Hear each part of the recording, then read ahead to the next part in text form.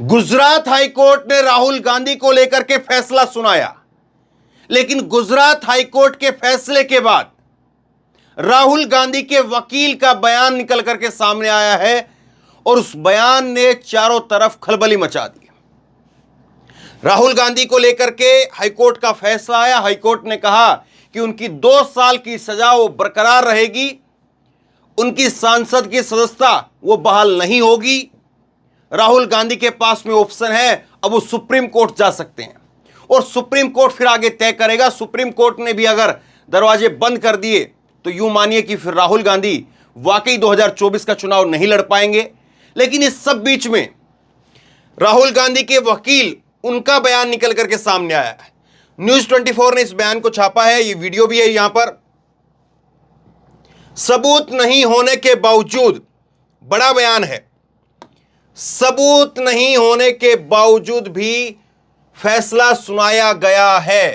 राहुल गांधी के वकील BM मंजूकिया Gujarat high court के फैसले के ऊपर इस बात को कह रहे हैं। बहुत बड़ी बात जो है वो राहुल गांधी के वकील की तरफ से कही गई है कि सबूत नहीं है, उसके बावजूद भी फैसला सुनाया गया है। दरअसल कांग्रेस पार्टी लगातार इस बात को कहती रही कि हमने सारे मोदियों को चोर नहीं कहा, सारे मोदी चोर हैं, इस बात को नहीं कहा। हमने केवल यह कहा, राहुल गांधी ने यह कहा कि मैं एक सवाल पूछता हूं, और उसमें भी स्टेटमेंट नहीं थी, सवाल था कि मैं एक सवाल पूछता हूं कि इन चोरों के सरनेम मोदी क्यों है। यह सवाल था, उसमें भी स्टेटमेंट नहीं थी। और उसके ऊपर जो है वो 2 साल की अधिकतम सजा दे दी गई और उसमें सबूत नहीं थे, उसके बावजूद फैसला सुना दिया गया। ये सब बातें जो है वो राहुल गांधी के वकील की तरफ से यहां पर जो है वो कही गई है। बहुत बड़ी बात है।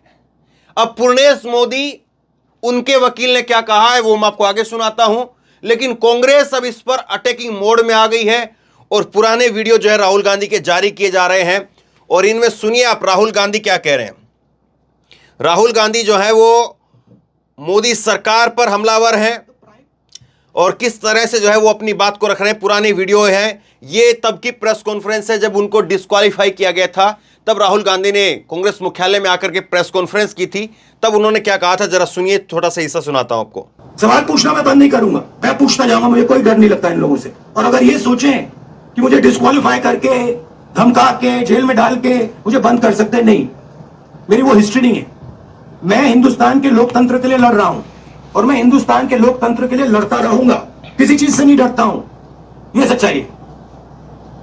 सवाल पूछना मैं बंद नहीं करूंगा, मैं पूछता जाऊंगा, मुझे कोई डर नहीं लगता इन लोगों से। और अगर ये सोचें कि मुझे डिस्क्वालीफाई करके, धमका के, जेल में डाल के मुझे बंद कर सकते, नहीं, मेरी वो हिस्ट्री नहीं है।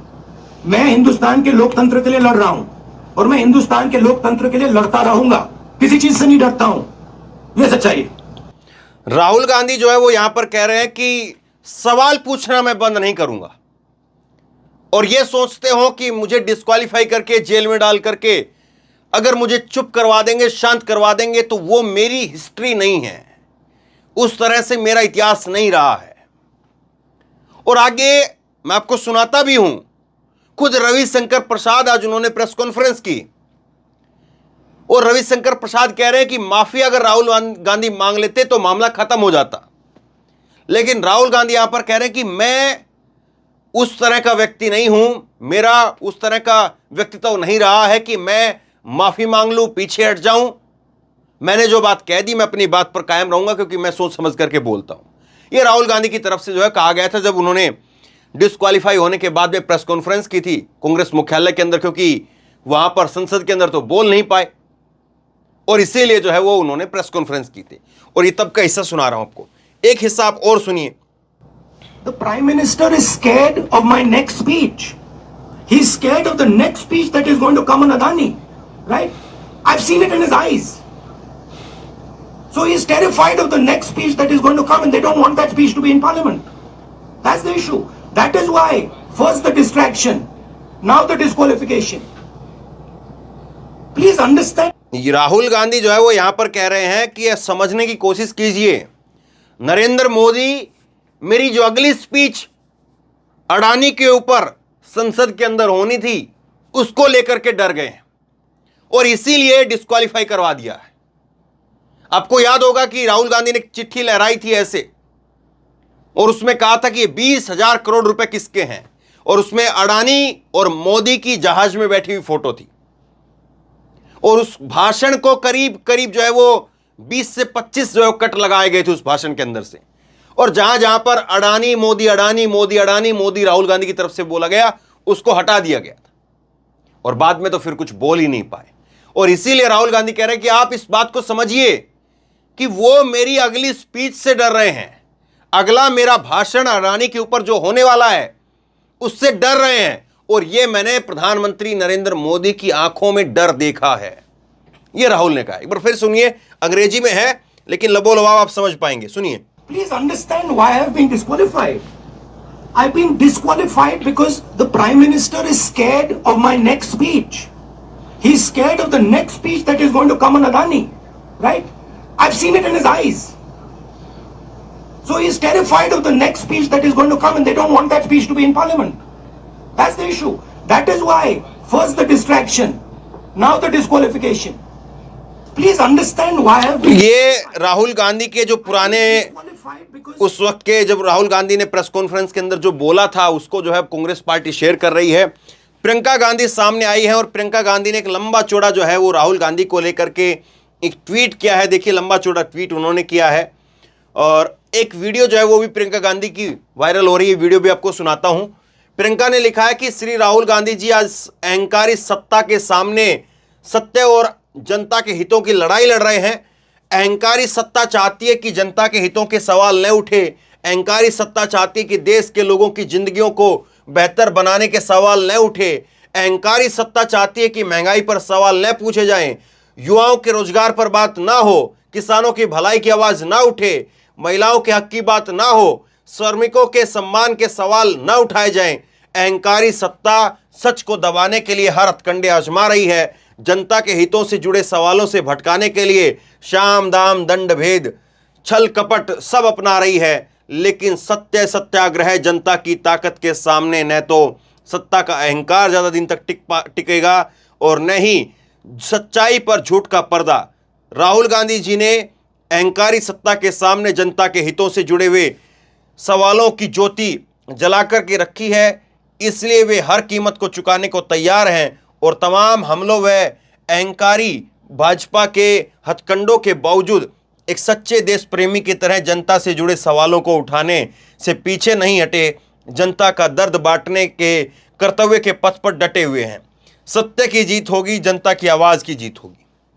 तो कांग्रेस पार्टी जो है वो अब इसको राहुल गांधी के मुद्दे को लेकर के बीजेपी के ऊपर जबरदस्त आक्रामक है, और ऐसा लग रहा है कि कांग्रेस पार्टी को भी अंदेशा था आज जो कुछ फैसला आया है उसको लेकर के, और इसीलिए फैसला आने से पहले ही अभिषेक मनु सिंघवी की प्रेस कॉन्फ्रेंस का समय तय कर दिया गया।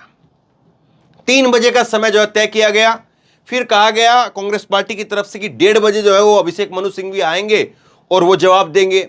लेकिन फिर उसके बाद में अभी मैसेज आया कुछ देर पहले कि जो कोर्ट से हमें लीगल जो प्रक्रिया के तहत जो भी वहाँ से जो जवाब है वो मिलना होता है वो नहीं मिला है, और वो जैसे ही मिलता है तो हम 3 बजे नहीं 3:30 बजे करेंगे। तो ये 3:30 बजे के आसपास जो है मनु सिंघवी आएंगे, अभिषेक मनु सिंघवी, और सुप्रीम कोर्ट में अब कांग्रेस पार्टी जाएगी। ये तकरीबन आप मान करके चलिए ये तय है, और अब कांग्रेस इसको लेकर के राजनीतिक तौर पर और कानूनी तौर पर दोनों तरीके से जो है इसको धार देने की कोशिश करेगी। आप सुनिए जरा प्रियंका गांधी क्या कह रही हैं। यह भी डिस्क्वालीफाई होने के बाद का भाषण है। मेरे बड़े भाई इधर देखो, सबसे ज्यादा गर्व तुम पर है।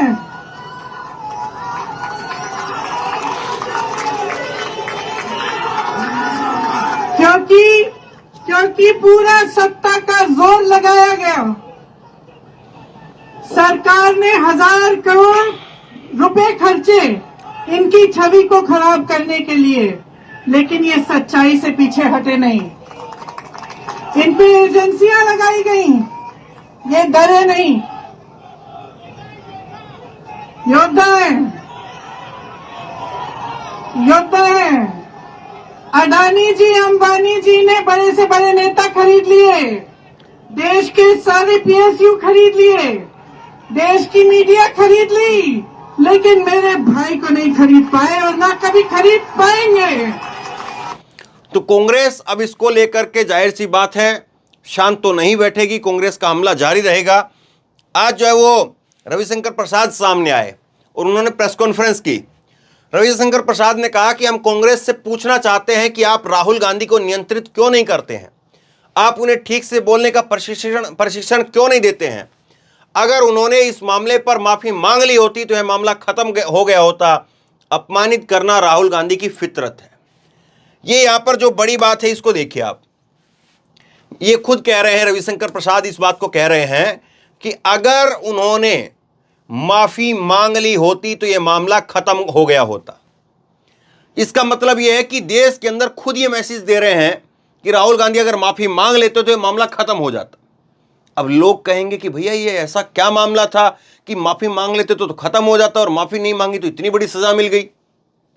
तो फिर वो बयान निकल करके सामने आएगा और वो बयान जो है वो लोगों तक पहुंच भी चुका है और आगे भी पहुंचता रहेगा कि राहुल गांधी ने ये नहीं कहा कि सारे मोदी चोर हैं। राहुल ने कहा कि इन चोरों के सरनेम, और उसमें भी नाम लिया, नीरव मोदी, ललित मोदी, इन चोरों के सरनेम मोदी क्यों है, ढूंढेंगे तो और भी निकल जाएंगे। इस बात को जो है कहा गया। यह बयान जो है फिर निकल करके सामने आएगा। अब ये तय लोगों को करना है। अदालत तो जो है वो अपना फैसला सुना ही रही है, लेकिन एक जनता की भी अदालत है और जनता की अदालत ही वोट करती है। ठीक है, राहुल गांधी को जो है वो सजा 2 साल की बरकरार रखी है, चलिए मान लिया कि सुप्रीम कोर्ट भी बरकरार रखेगा, क्या हो जाएगा, सजा हो जाएगी। लेकिन जो वोट है वो जनता की अदालत से मिलते हैं, सत्ता जनता की अदालत से मिलती है। सत्ता कोई सुप्रीम कोर्ट या हाई कोर्ट नहीं दिलवा सकता है। सत्ता के लिए तो आपको जनता की अदालत में जाना पड़ेगा और जनता की अदालत बताएगी। अब इस बयान के ऊपर सुप्रिया श्रीनेत का जवाब आया है। वो कह रही कि सुना है रविशंकर प्रसाद प्रेस कॉन्फ्रेंस कर रहे हैं, प्रेस वार्ता कर रहे हैं, लगे हाथ 2 शब्द मणिपुर भी बोल आइए और अपने आका से कहिए चुप्पी तोड़ें।